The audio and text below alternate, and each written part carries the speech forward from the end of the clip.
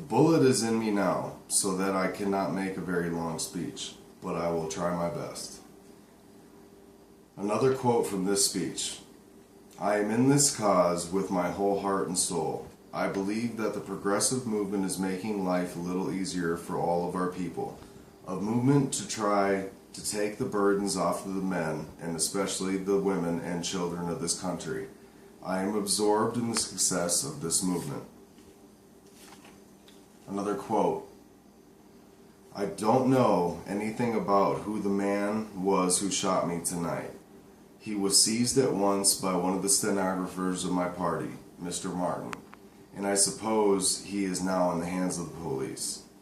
He shot to kill, he shot, the bullet went in, and it's in here, it's in me now.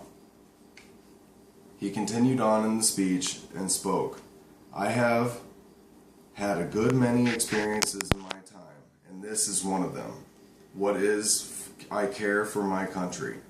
I wish I were able to express and impress upon my people, our people, the duty to feel strongly but to speak the truth of their opponents.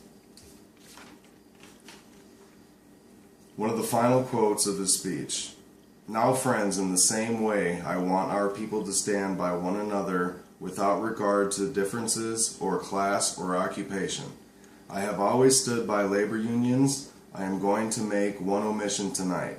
I have prepared my speech because Mr. Wilson had seen fit to attack me by showing up his record in comparison with mine. But I am not going to do that tonight. I am going to simply speak of what I myself have done and what I think ought to be done in the country of ours. And this is something that he said after being shot nearly 45 minutes prior. Another quote near the end of the speech. I ask you to look at our declaration and hear and read our platform about social and industrial justice, and then, friends, vote. Vote for the progressive ticket without regard for me, without regard for my personality, for only by voting for that platform can you be true to the cause of progress throughout this union. These things all showed him practicing different